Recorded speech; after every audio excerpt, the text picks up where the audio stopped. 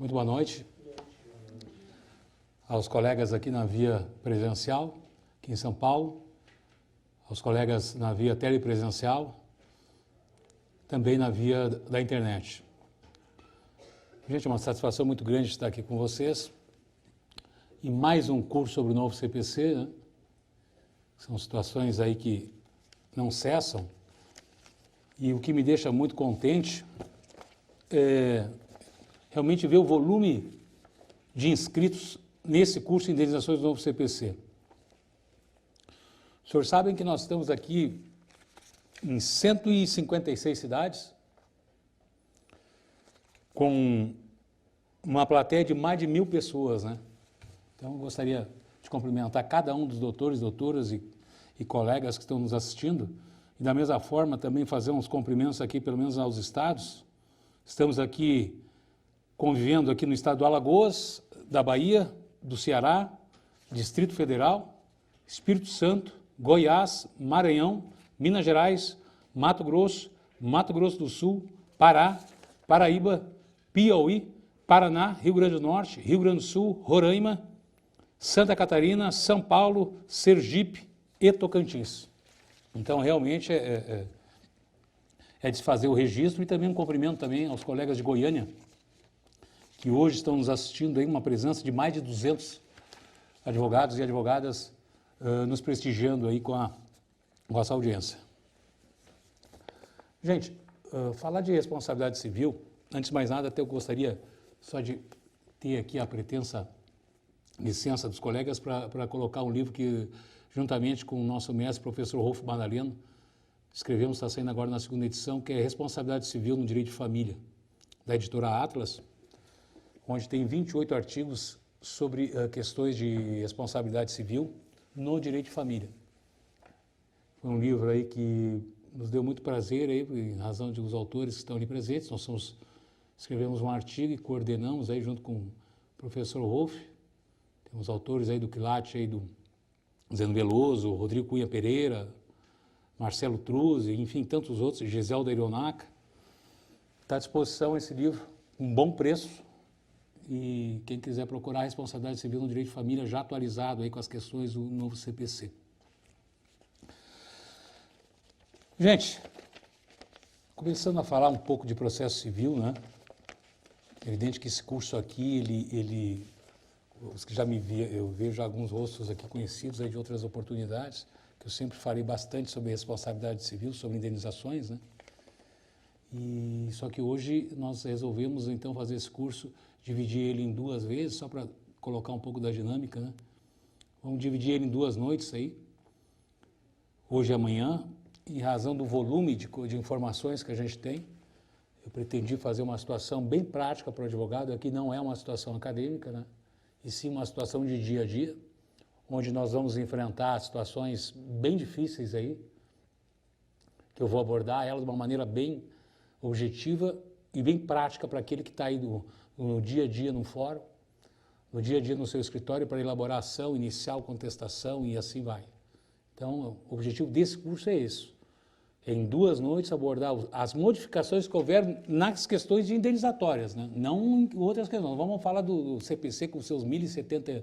Vocês sabem que esse aqui tem 1.072 artigos, esse novo CPC. O anterior tinha 1.075. E nós não vamos abordar isso aí tudo, é lógico que não. Nós vamos abordar uma gama aí de 250 artigos que tratam, que incidem, claro, sobre as indenizações. Os senhores sabem que o novo CPC e essa demanda aí de cursos aí vai realmente levar isso aí até, no mínimo, vocês podem me cobrar mais uns 3 anos de cursos a respeito desse tema. Porque, vejam bem, hoje, segundo o CNJ, agora um dado aí estatístico, que aliás começou a ser coletado a partir de 2010, os senhores sabem que nós passamos dos 100 milhões de processos, né? Nós somos 200 milhões de habitantes e hoje nós estamos beirando 104 milhões de processos. Então, para cada 2 brasileiros tem um processo. Isso é uma realidade realmente aí quase que dramática, né? E mais, desses 104 milhões, 78% é de processo civil, certo? Então vejam, 78% aí, nós estamos falando aí de uns 80 milhões de processos. O resto é 12% de justiça do trabalho, depois, não vou errar aqui os números agora, mas 12 de Justiça Federal, desculpa, 8 de Justiça do Trabalho e o resto 2 ou 3 ali de Cortes Superiores. Então, realmente, sem nada contra ninguém, mas pela estatística, realmente o CPC interessa para a grande massa dos advogados do Brasil. Para a grande massa dos advogados do Brasil é que interessa esse CPC aqui de 2015, que começou lá em 2009, e só depois, 6 anos depois, ou 7 anos depois, vai entrar em vigor. Então, não vai ser fácil a vida daqui para frente, mas também, sinceramente, eu que já estou estudando isso aqui já há algum tempo, mas de uma maneira mais intensa, confidenciando para vocês, eu estou aí há uns 4 meses, eu lhe digo, se a gente se dedicar, não vou ter que ler, Eduardo, 1.070 artigos, não, mas eu acho que tem que ler no mínimo a metade disso aí, né? Se dedicar aí uma meia hora por dia a ler esses artigos, tem códigos comentados maravilhosos, e eu vou até indicar um, que é do professor Misael Montenegro Filho, certo? Professor aqui da ASP também, de Pernambuco, sem nada contra outros, lógico, cada um tem o seu, né? Mas ele é realmente um professor super dedicado, ele coloca ali, embora seja um código novo, que a gente nem sabe o que vai acontecer, mas ele já enumera situações fáticas, se tem súmulas, incidentes, se tem, enfim, o que envolve cada um dos artigos, tem bastante comentários também. E é isso que a gente vai ter que fazer, para onde a gente for nesse início, carregar um código de processo civil e a gente ir lendo, senão a gente vai ficar para trás. Vai ficar para trás, porque tem muita mudança, muita modificação.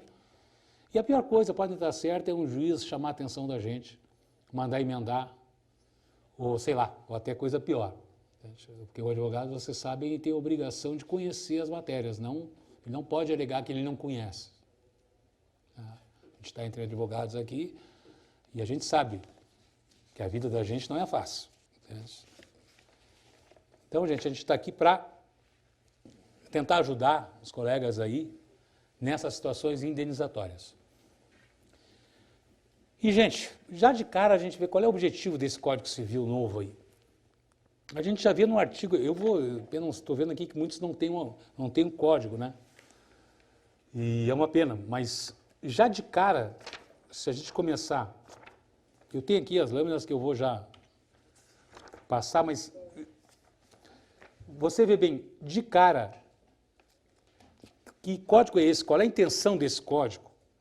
O artigo 3º já diz qual é a intenção do código.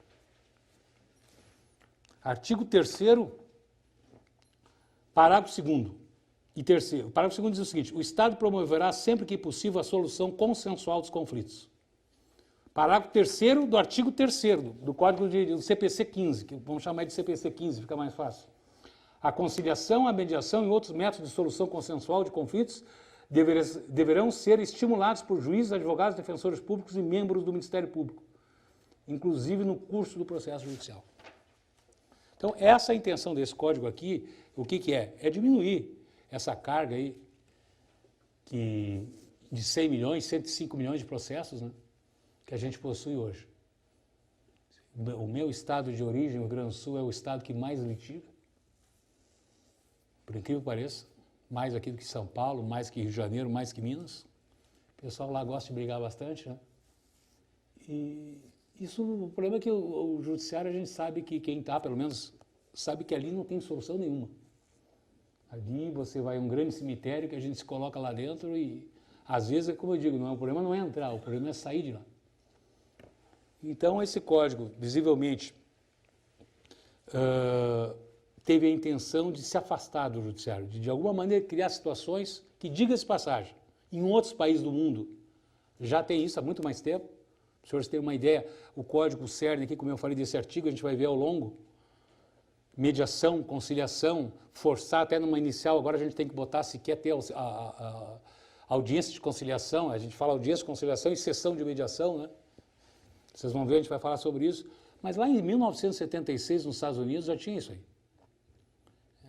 Já tinha lá para o Harvard, o doutrinador Frank Lester, eu vou depois demonstrar, ele já falava em mediação, criou as primeiras câmaras de mediação, e depois isso foi adotado ao longo dos anos nos Estados Unidos e principalmente em câmeras de direito de família.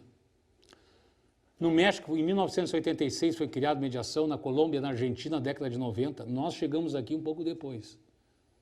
Chegamos bem depois de uma situação que já existe em outros países, né? Só para fazer essa colocação. E realmente é inevitável, porque a gente tem que ter alguma ferramenta para sair fora dessa situação, né? Nosso país aí está vivendo esses momentos aí terríveis, né? De convulsão política, de situações aí bem difíceis, né?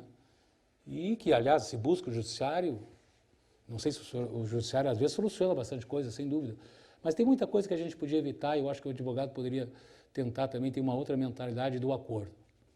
A solução aí na vida das pessoas são acordos. Isso eu sempre digo, mesmo no meu escritório que eu faço muitas indenizações e atuo, sei lá, 70%, 80% de indenizações, aí coisas graves, acidentes aéreos com vítimas, com dezenas de vítimas, atuei no caso da TAM, no caso da Air France, enfim, a gente procura acordo.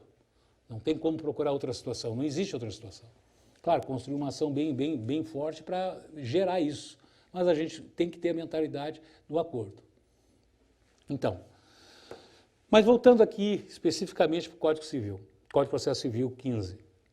Como é que vai ser daqui para frente? Então, vamos começar aqui pela petição inicial. O artigo 319, o que fala? Como é que vai ser a petição inicial aqui daqui para frente? Ela teve duas diferenças.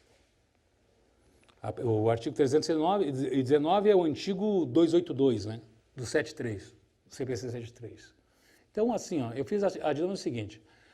O inciso 2, o que mudou? Na inicial, você vai ter que ser obrigatório a colocar união estável, caso tenha, né? Caso uma das partes tenha união estável, você tem que colocar. Ah, mas não, é obrigatória a colocação, no caso de o Estado Civil for em união estável, tem que se afirmar. E o segundo, mais forte, seria o endereço eletrônico. Tem que ter e-mail. Agora, essas iniciais, tudo tem que ter e-mail. Tanto a do autor quanto do réu. E não tem como fugir disso. O não atendimento desses quesitos autoriza o magistrado a determinar emenda inicial no prazo de 15 dias. Então, se eu não... E agora, Eduardo, como é que eu vou fazer? Eu não tenho aqui... O réu é lá do Piauí, eu não tenho o e-mail dele, como é que eu vou fazer agora essa inicial? Aí vai. O que eu sugiro que faça?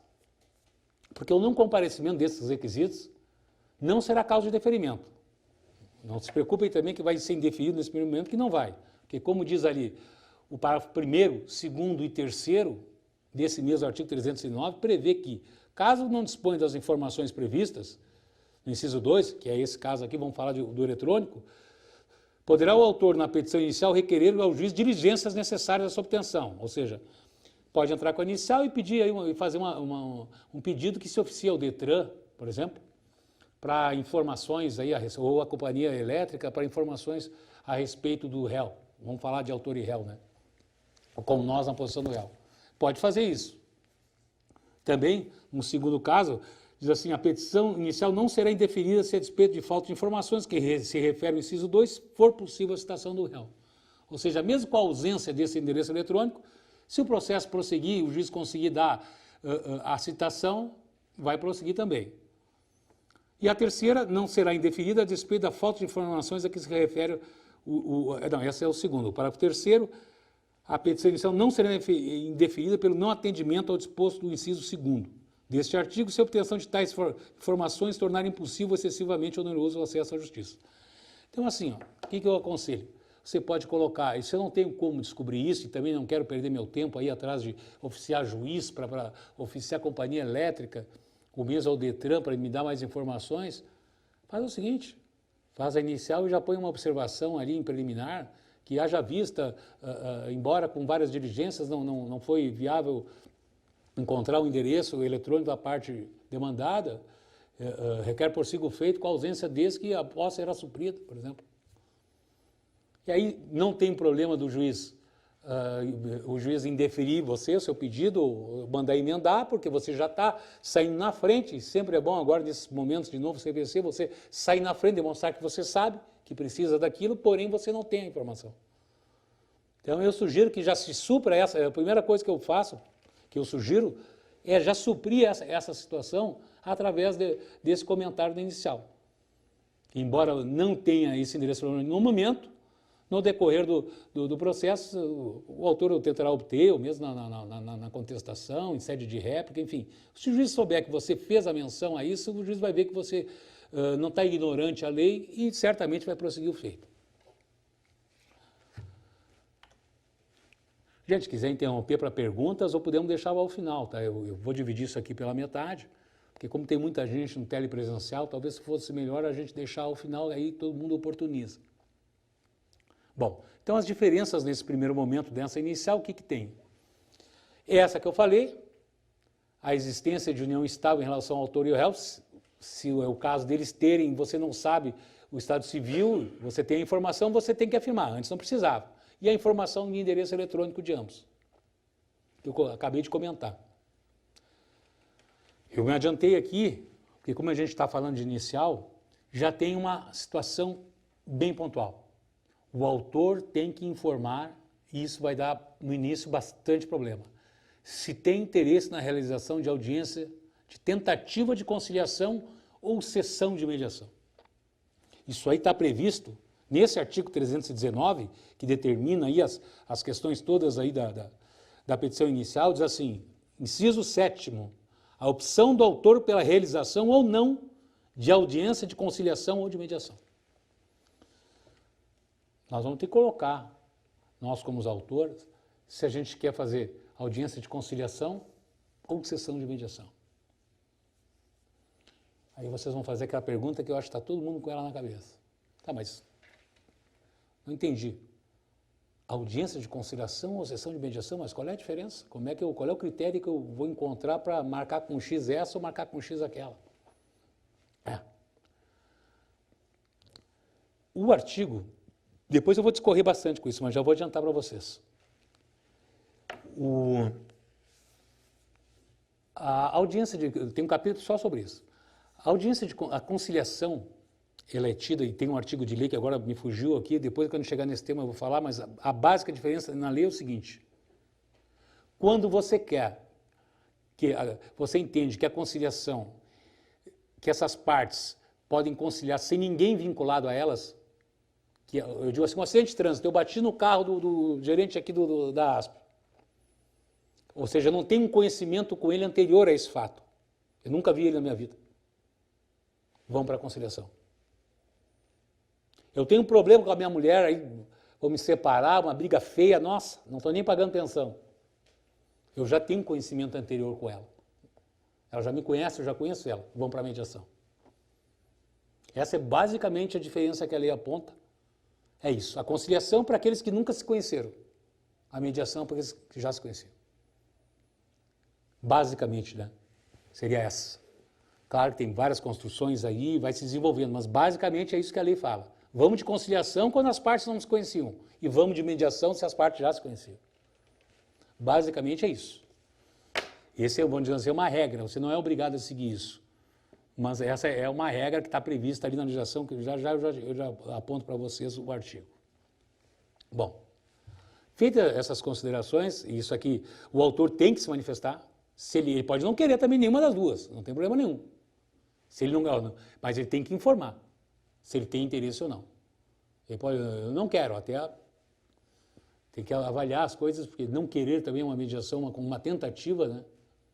Às vezes a pessoa não quer mesmo, mas também já contraria o espírito do Código. E contraria totalmente aquele espírito lá no 3º artigo dele. Então, não quero mediação, não quero nada, nem mediação nem conciliação. E aí cabe a nós, né, influenciar certamente no cliente, na parte, para ir sim atrás da mediação ou da conciliação. Cabe a nós conduzir isso. Não, você quer, não quero nada, estou com uma raiva mortal, quero mais que morra aqui, né? Não, calma. Aqui dentro você não vai encontrar isso aí. Ninguém vai morrer, lá não tem um cara que bater com martelo em ninguém, entendeu? Aqui nós vamos ter que acertar alguma coisa, vamos acertar. Eu não vou ficar com você, vamos ficar 10 anos, me paga todo mês meu honorário e vamos ficar mesmo. Porque o espírito aqui é outro. O espírito é resolver esse processo. O nosso negócio é entrar para resolver, não é entrar para ficar, é entrar para sair. Então, a gente tem que colocar essa nova digamos assim, ideologia de justiça na cabeça. E outra coisa que contraria a mediação, o acordo, às vezes o cliente chega e fala, não, doutor, o acordo ideal é o seguinte, eu quero 100 mil, não, já vamos parar. Acordo ideal não existe. Ideal e acordo são dois antônimos, não existe o acordo ideal. Isso aí não tem cabimento. Ideal e acordo são duas coisas bem diferentes. Sempre num acordo eu vou abrir mão. Eu vou abrir mão. Não, mas eu queria, olha, pai, eu tinha uma lesão aí, fiquei aí aleijado, uma perna com problema sério, isso, e para mim é só com 1 milhão, não. Você sabe que a outra parte, se ela não vê dela alguma vantagem, ela não vai pagar. Nesse caso, enfim, ela não vai ceder. Então não adianta a gente ir atrás, eu botar lá, eu estou falando de indenização, né, claro, uma indenizatória aí, e aliás, diga-se de passagem, depois a pior coisa que existiu desse código eu vou falar já para vocês. Vou ver se eu falo essa noite, que é uma coisa que podia passar batido. Para todo mundo que está me ouvindo aí, me assistindo, que é uma coisa que eles botaram para ferrar nós. Que é botar, agora daqui para frente, tem 3 artigos dizendo o seguinte, tem que colocar valor de dano moral, na inicial. Mas eu tenho uma saída, quer dizer, pretensamente eu tenho uma sugestão. Mas eles botaram que agora ação indenizatória, os danos materiais, aquela soma toda, a gente sabe, processante, dano emergente, enfim, vai lá, né? Nota de hospital, nota disso, soma tudo aquilo, e aliás, não dá nem às vezes para precisar, porque ao longo do processo, às vezes surgem mais coisas, né? Então também dá para, mas isso dava para compor antes. Só que agora, o legislador, eu não sei se eles acham que isso aqui é ciência exata, aí tem que mandar um engenheiro trabalhar aqui, né? Para eu dizer quanto é que é dano moral, quanto é que vale um dano moral. Eu tenho que botar nessa inicial um valor de dano moral, e agora? Mas nós vamos enfrentar isso. E isso não, a meu ver, pelo menos, lógico, tem outros doutrinadores aí que concordam, alguns poucos, mas sempre assim, no início é poucos, depois vira o jogo. Não tem como botar valor de dano moral. Nem juiz sabe. Nem juiz, nem desembargador sabe dano moral. Como é que ele vai agora? Quanto é que uma mãe que perde um filho, qual é o valor que tem isso aí? Não tem como precisar. Nem eles não sabem dar. Eu tive um caso aqui em Sorocaba que o cidadão aí ficou cego de um olho e a juíza lá de Sorocaba deu 20 mil reais de indenização. Empresa de refrigerante. Empresa de refrigerante, não é um coitado lá do armazém, lá né, da esquina, a padaria lá, que não. Empresa de refrigerante, deu 20 mil. O cidadão ficou cego de um olho. Evidente que vamos recorrer, mas e aí? É recusado, né? Não sei se fosse algum agente ligado a essa pessoa, talvez ela não. Certamente ela ia achar, se fosse alguém ligado a ela, que 20 mil para ficar cego de um olho, não pode ser verdade, né? 20 mil, de repente, dá um extravio de bagagem. Tem casos aí, várias companhias, até extravio de bagagem dá 20 mil, de repente, na lua de mel, vai lá, vai dar até mais. E aí eles não sabem dar dano moral, nós vamos colocar dano moral. Aí quando eu tive um debate outro dia sobre isso aí, não, doutor, mas isso aí o senhor está pensando só na vida do advogado, porque daí, né, bota o valor lá, né, teórico, e para fins fiscais um valor qualquer para poder, né, pagar pouca custa, depois se sucumbir, né, o senhor se beneficia, porque daí não tem valor fixo e tal, não sei o que, não. Isso é normal, isso aí não é nenhuma, digamos assim, nenhum ato ilícito, isso aí é uma construção normal do advogado, lógico, né, vai cuidar dos interesses da gente, da parte, fazer ele pagar menos custa numa situação futura, de repente não sofrer uma sucumbência, que aí o advogado vai trabalhar para quem? Quem sabe vai trabalhar para isso aqui, nem a ciência exata. Mas a gente vai enfrentar isso aí também. Então, gente, tem essa situação da audiência de tentativa de conciliação ou de mediação. Até aqui está claro ou não? Eu vou passar um pouco, viu, gente, tentar passar um pouquinho mais, de uma forma mais vertical em cima, senão a gente não consegue vencer tudo aí e depois no final a gente pergunta. Eu vou aí, não sou muito tão de lâminas, mas a gente, para falar de Código de Processo Civil, tem que botar o código, os artigos na cara da gente para a gente ler eles e debater, senão não tem como. Vamos falar um pouquinho, seguindo nessa situação, vamos falar um pouquinho agora de competência. Vocês sabem que a ação de indenização por perdas e danos ela é fundada em direito pessoal, né? Em termos gerais. E o direito pessoal, onde é que está? Está aqui no artigo, vamos lá, vamos virar esse código aí, nós temos que mexer em código, não adianta. Artigo 46 do novo CPC. O que diz? A ação fundada em direito pessoal ou em direito real sobre bens móveis será proposta em regra no foro do domicílio do réu. A ação de indenização é ação de direito pessoal, né? Aí você vai dizer, pô, Eduardo, mas não é. Aí seria no domicílio. Lógico, isso é em casos gerais, caso geral. Evidente, quando é relação de consumo, você vai onde favorecer mais o consumidor e assim por diante. Mas nós vamos chegar lá onde é que vocês querem, vocês vão entender o que eu quero falar. Porque tem uma coisa boa que acabou no Código de Processo Civil que foi, realmente encurtou os caminhos, não tem mais exceção de nada, impugnação de nada. Não tem mais nada aquilo ali.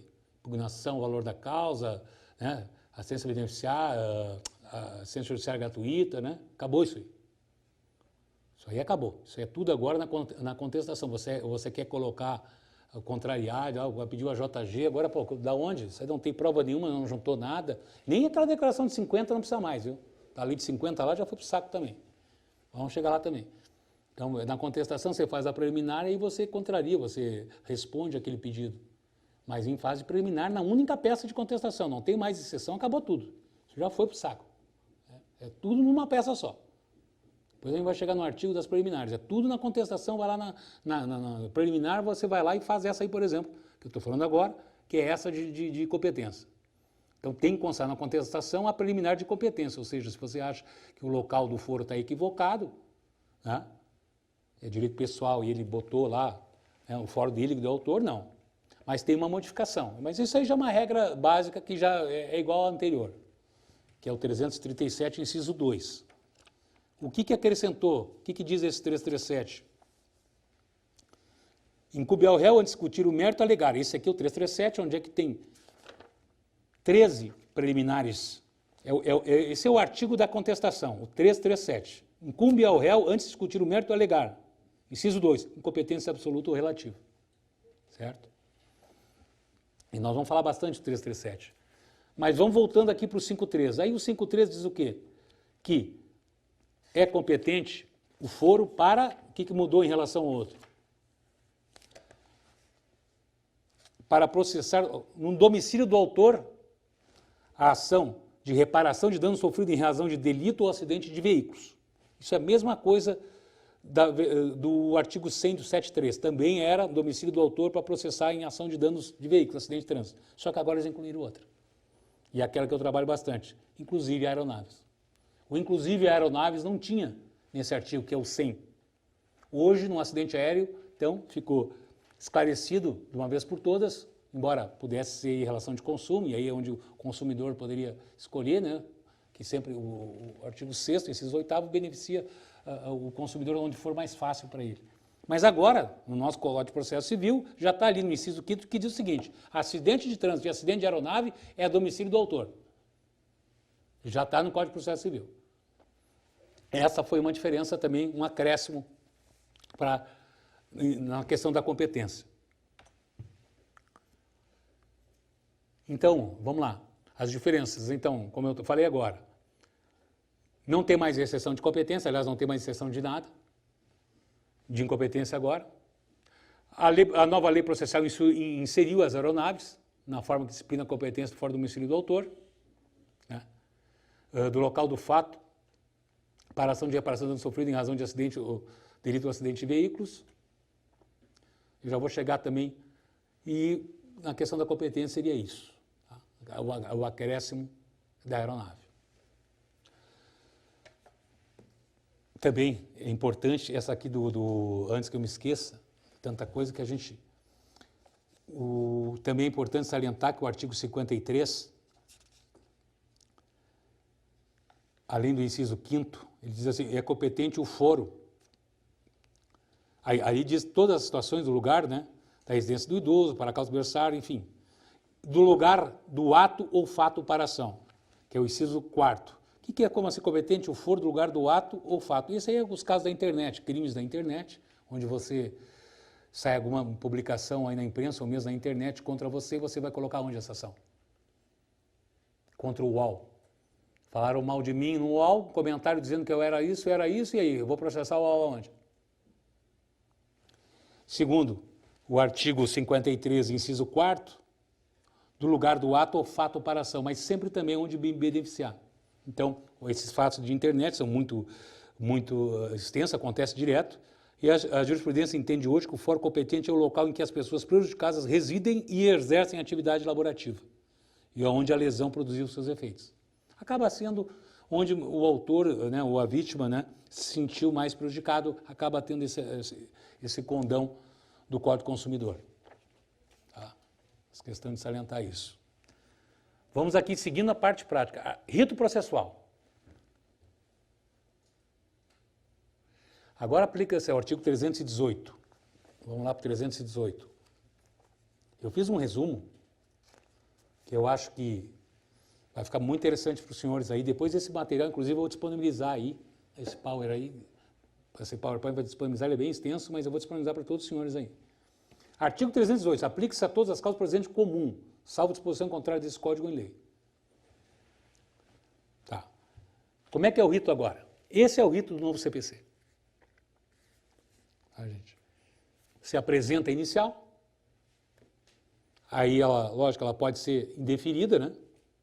Quando for inepta, por as questões de legitimidade, como eu salientei agora, o autor carecedor de interesse processual, quando não atender as prescrições do artigo 106 ao 321. Bom, e aí se tiver um pedido inicial, nós estamos falando de indenizatória, né, gente? Geralmente tem um pedido inicial, uma liminar, né, para danos materiais, enfim. Aí vai ter um julgamento liminar do pedido. Depois, na sequência da apreciação dessa liminar, né, sempre falando, bota na cabeça, sempre falando de indenizações, né, de ação indenizatória, de perdas e danos. A designação daquela audiência de tentativa de conciliação ou da sessão de mediação. Nós vamos enfrentar isso aqui, então. O quarto passo desse processo vai ser esse. Onde vocês vão ver que o magistrado vai querer forçar um acordo. Vocês vão ver que eles vão se comportar diferente. Vocês podem escrever o que eu estou dizendo. Eles vão com tudo nessa audiência. Eles vão com a força total para tentar um acordo. Vocês vão ver o comportamento mudando deles aí. Eles estão orientados nesse sentido para forçar um acordo nessa fase D aqui. Largou a inicial, não teve nem contestação mais. Porque teve, né, o diferimento ou não, a inicial prosseguiu, ele tem até 30 dias para botar uma audiência em cima. Eu entrei hoje, dia 22, né? Eu tenho que ter audiência até 22 de abril, não sei onde é que eles vão arrumar pauta para isso. Mas tem que ter uma audiência daqui a 30 dias, no máximo. E o réu lá, o demandado, tem que estar citado até 20 dias antes desse dia. Se é 22 de abril, né? Até 12. Até 12 de abril esse réu tem que estar citado. Não, como vão encontrar a pauta, onde vai encaixar isso aí tudo, não sei. Mas é assim que determina. E eles estão imbuídos e estão orientados no sentido disso acontecer, esse item D aqui, que esse é o cerne do código. Eles querem acabar com esse processo e não entender. Quer dizer, antes, lembra, o CPC 73 cita lá e tal, né? Tem audiência, quem sabe talvez, muito embora muita gente boa não sabe. Não precisava fazer um código novo para isso aí. Se vocês verem o artigo 125, inciso 5º, ali diz que o juiz tinha que conciliar. Era obrigação do CPC 73. Era obrigação do juiz conciliar as partes, intimar para uma audiência de conciliação. Ele já tinha essa prerrogativa no artigo 125 do CPC 73, inciso 5º, diz que o juiz tem a obrigação de conciliar entre as partes. Mas, enfim, aquilo que tinha isolado nesse artigo agora é filosofia. Acabar com o processo. E aí eles vão com tudo nessa audiência. E o que eu acho até, na minha opinião, em primeira mão, acho interessante. Acho positivo, né? Para todos até, eu acho. Tudo, lógico, como tudo na vida, tudo depende da condução que for feita, da construção como é feito isso aí, né? Eu já vi audiência aí, uma força barra de qualquer maneira aí, e acaba autor, agora eu falando como autor, que sou muito mais autor que réu, mas enfim, o autor sempre, de alguma maneira, né, se vê coagido a cair naquela situação ali, naquele redemoinho, então, também depende de como é construído isso. Mas enfim, prosseguindo, essa audiência de conciliação está definida aí no 334, CPC, né? Aí nós vamos para o quinto passo. Aí sim, depois dessa audiência, não deu nada, não deu acerto, aí sim, corre o prazo, começa a correr o prazo para a contestação do réu. 15 dias depois dessa audiência, que é o 343. Aí o réu vai lá, apresenta a contestação, aí vai para o saneamento do processo. Já estamos falando, então, do sexto passo. Né, que, como eu coloquei, isso aí é feito o saneamento. Não, mas saneamento, Eduardo, isso aí é normal. Não, tudo bem, mas é que pode, dependendo desse saneamento, que o magistrado vai fazer sem as partes, sem os advogados, se o juiz entender que a cláusula é complexa, em matéria de fato, Ele pode designar uma outra audiência, preliminar à de instrução e julgamento.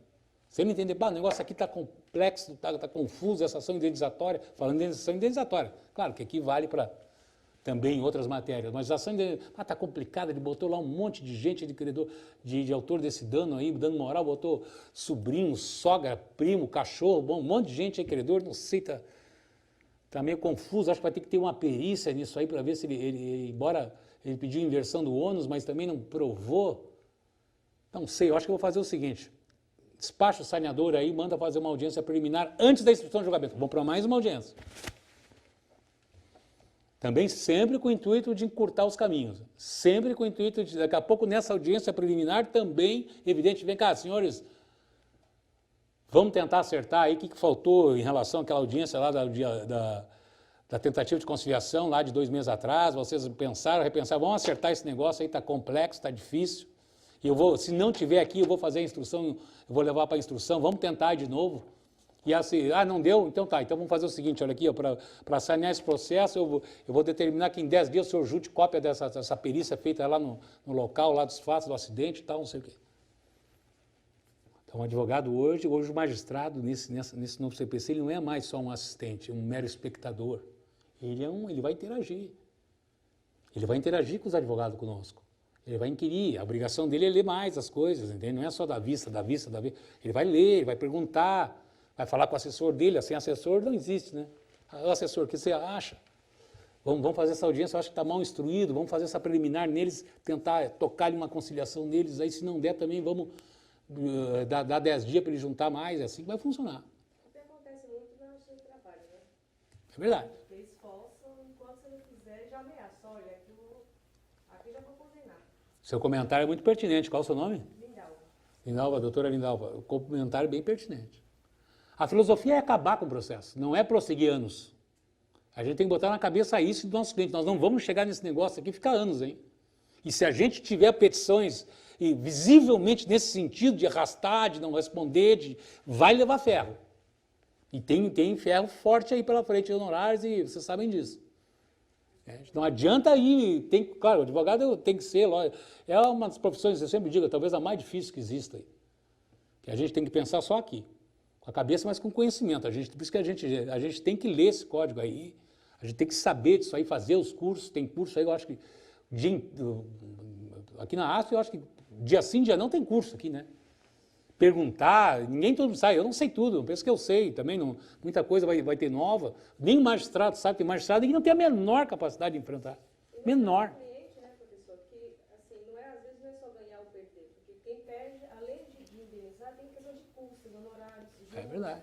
às vezes pagar o próprio advogado, né, a gente, embora não seja ruim, mas isso onera, né, o que poderia ter resolvido lá atrás. É verdade. O AJG, também vou falar sobre ele depois. Você sabe que agora na apelação tem honorário também. Eu ganhei no primeiro grau, lá o cara me deu 10% magistrado, vamos para a apelação. Ganhei mais 10, estou com 20. É o 10 de lá e mais o 10 do segundo grau, eu estou com 20. Vai depender muito da postura do colega, do advogado. Vai depender, como sempre, né? Mas o advogado tem que estudar, gente. Vamos estudar, vamos ler esse negócio, hein? Senão vai ferrar, vai estar juízes querendo nos ferrar pra caramba aí, com despacho, com decisão, entendeu? Emende, inepto e sei lá o quê, entendeu? E tem algumas coisas que é básico aí, né? Uma coisinha simples, negócio de botar e-mail no nome do réu. Experimenta botar uma inicial sem isso aí. Se você se faz de louco e o despachozinho que ele vai usar. Haja vista a ignorância do procurador da parte autora, emende, tem. Daqui a pouco até a parte fora, né?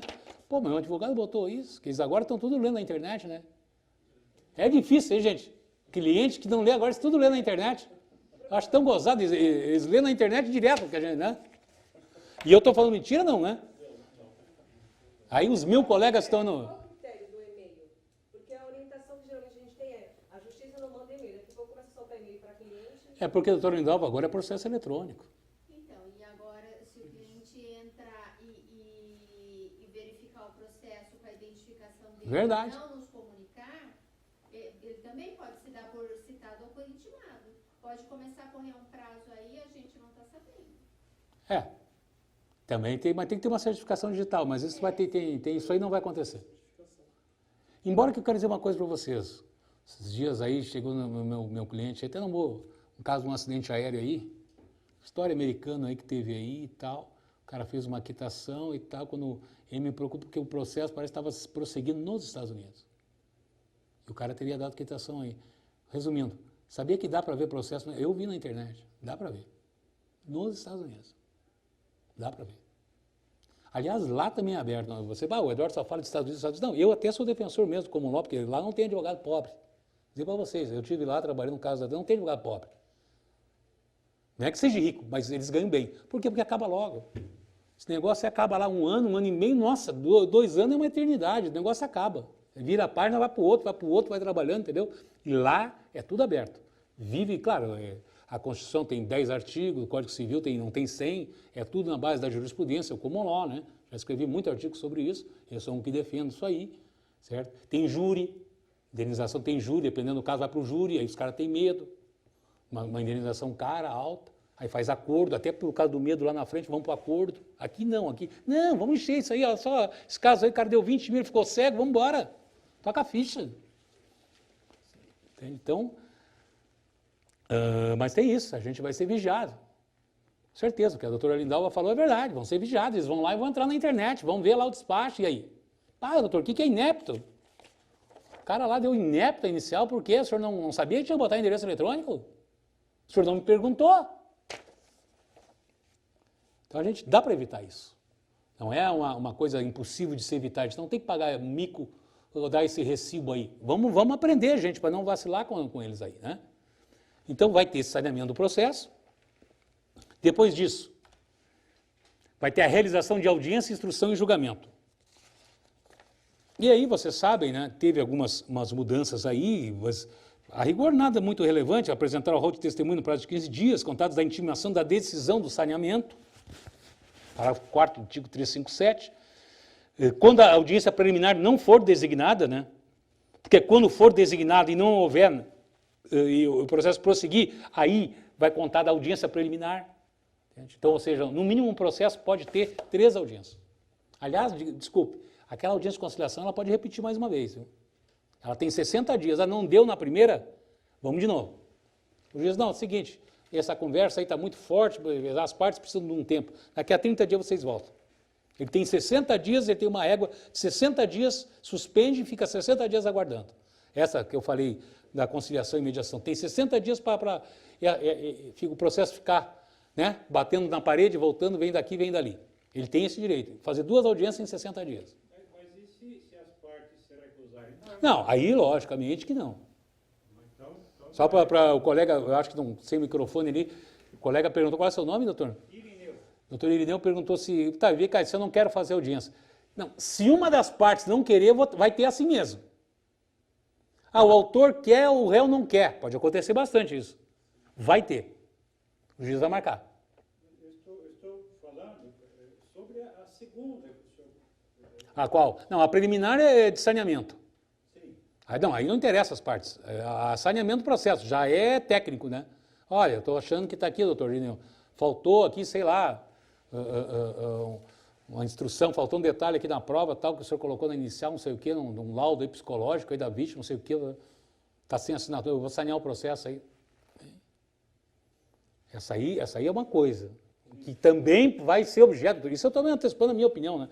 Vai ser objeto de tentativa de conciliação, mas é a preliminar. Agora, essa aí da conciliação pode ter 2. Por isso que eu digo, eles vão forçar de todas as maneiras para resolver esse conflito. Então, ou seja, a audiência, perdão, ela pode ter 4. Num processo antes da cena pode ter 4, 2 de conciliação ou de mediação, mais uma preliminar e mais uma de instrução e julgamento. Então, umas 4 pode ser que tenha. E tem prazos para marcar essas audiências, é tudo disciplinado, não é assim, fica, vou marcar uma audiência de instrução daqui a 3 anos, entende? Não. O que eu, ao meu ver, que não é muito frutífero assim, é as audiências de mediação. Porque quando não há presença do juiz, eles não falam, e todo mundo se sente meio que no direito de falar e vai embora, tchau. Já com o juiz, o peso é um pouquinho mais, né, aliás?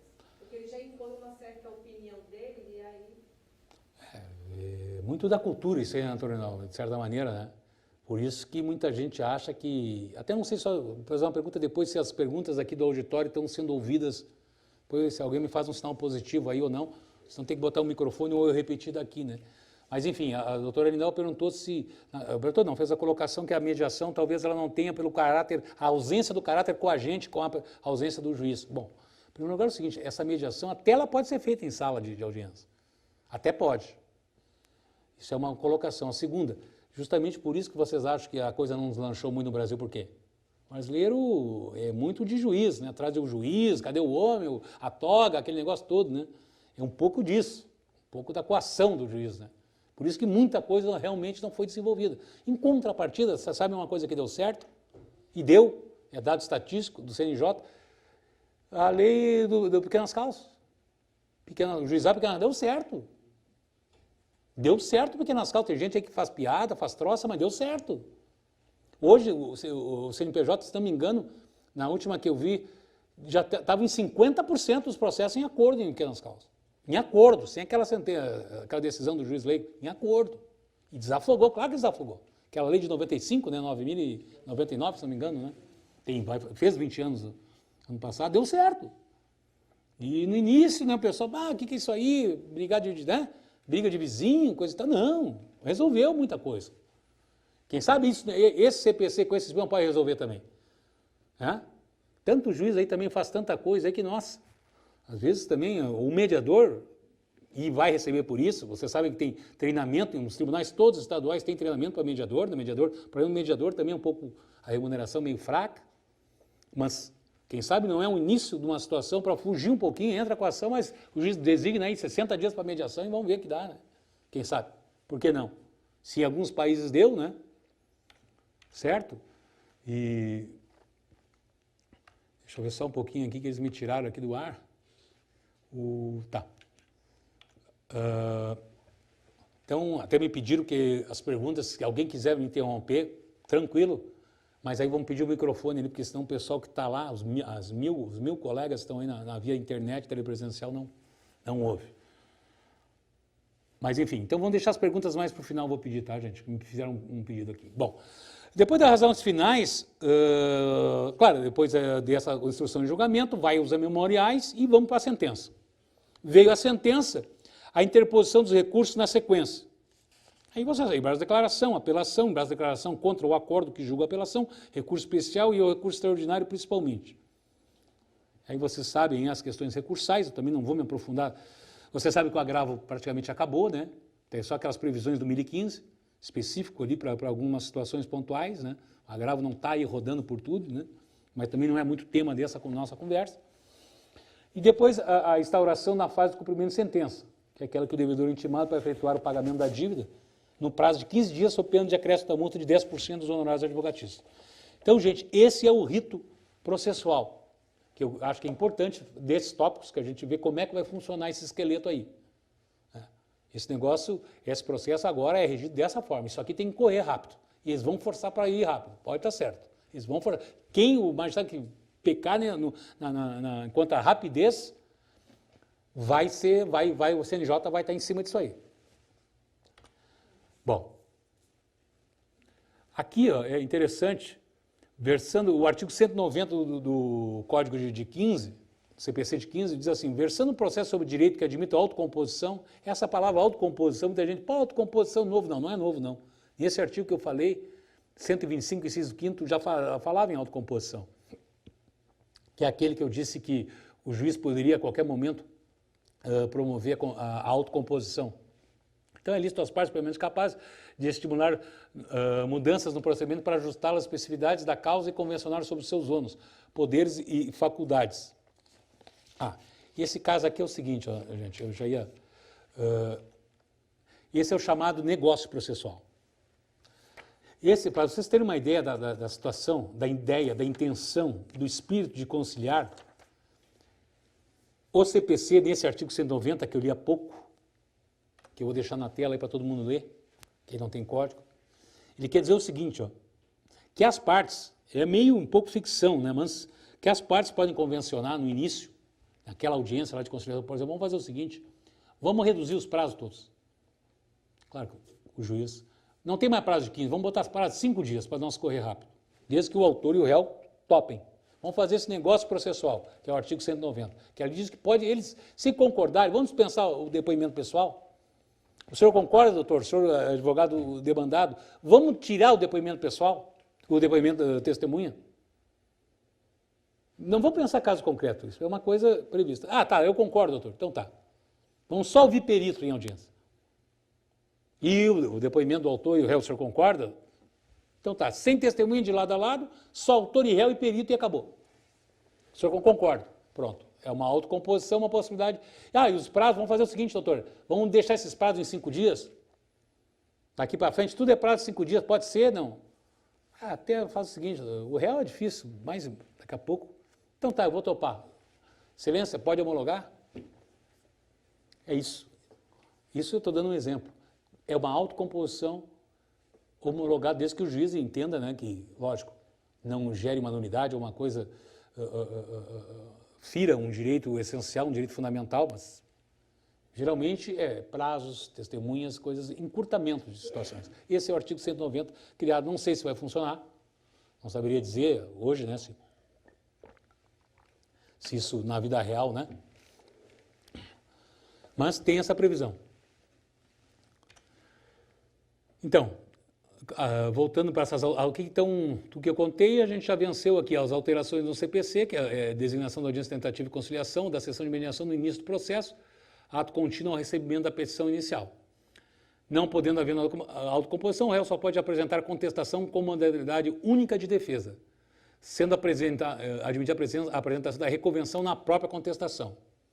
Ou seja, a contestação, e depois eu vou falar só sobre contestação, mas enfim, ela vai abrigar todos as preliminares, a exceção de competência, a impugnação, o valor da causa, vai estar numa peça só, a contestação. Aí, onde é que eu coloco isso? Coloca em preliminar. Preliminar, abre parênteses, não vamos chamar de da questão da JG, entende o demandado que o JG, vai lá. B, da questão da competência, entende o demandado que a competência, vai ser nessa única peça, inclusive reconvenção também. Aí depois, o saneamento do processo é como regra realizado pelo magistrado, sem a participação das partes e de seus advogados, só designando a audiência preliminar quando constar que a causa é complexa. É tudo aquilo que eu falei há pouco, agora está aí, né? Nesse resumo que eu fiz, para os senhores verem, então, passo a passo essas alterações. O novo Código de Processo Civil suprimiu aquele rito sumário, né? Também não era lá muito adotado, revendo apenas o comum ordinário e o pessoal como procedimento, sem eliminar o que eu falei agora, que é o pequenas causas.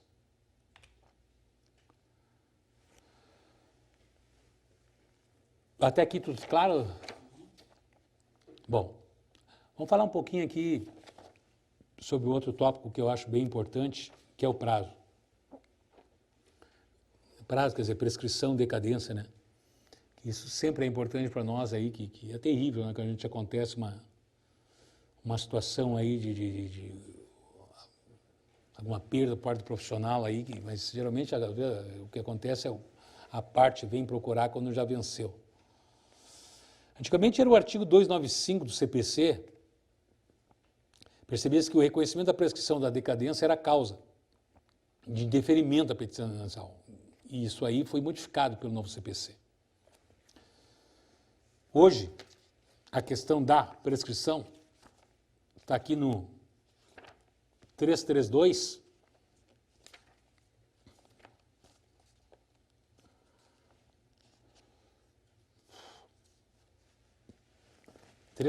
Artigo 332.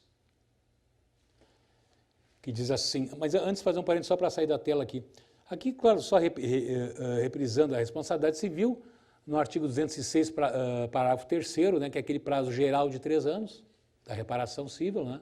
Agora ela está nesse artigo 206. Contra a pessoa jurídica de direito público, ela está no artigo 1º desse Decreto-Lei 20.910/32, que é 5 anos, concessionária de serviço público. E o acidente de consumo, que é aquele bem comum aí que a gente trata, está previsto ali no 27 do Código do Consumidor, que aí realmente, onde se enquadra muita coisa, né, que é os 5 anos. Né? Esses prazos aí, evidente, estão confirmados, estão nesses artigos aí descritos, né? E agora eu vou passar aqui para a observação aqui do 332, que diz o seguinte.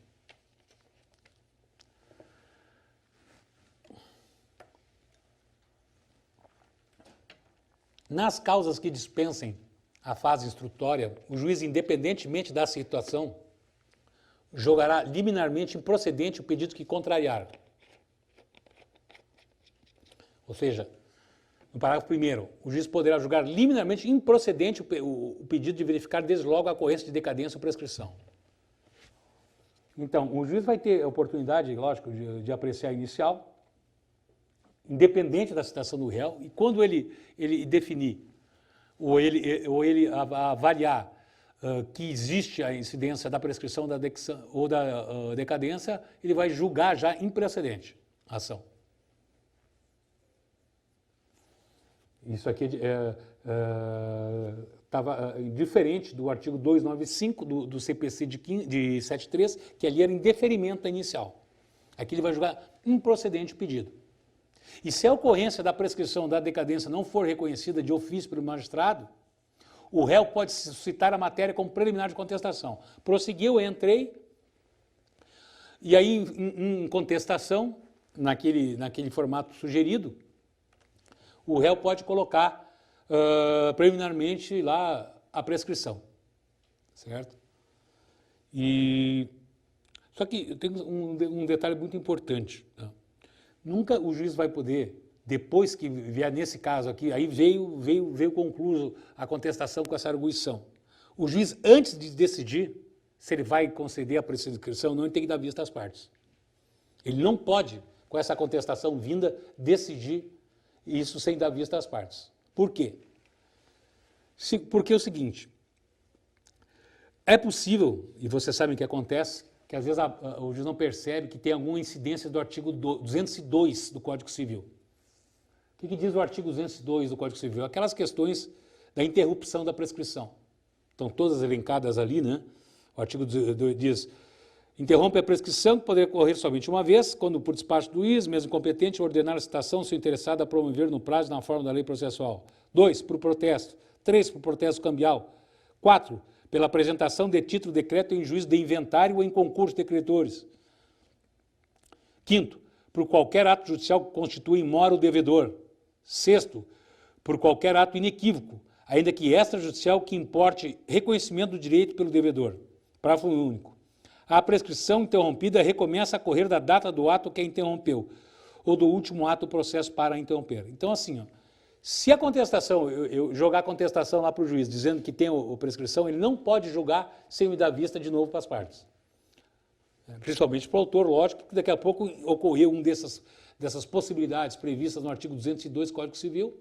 Isso não tinha antes. E eu tenho que ter essa oportunidade de invocar. Não depois em sede de apelação, ou seja lá o que for, em recurso, mas sim nessa chance. Então eu vou ter essa chance, nesse caso, de arguir a prescrição, a interrupção da prescrição.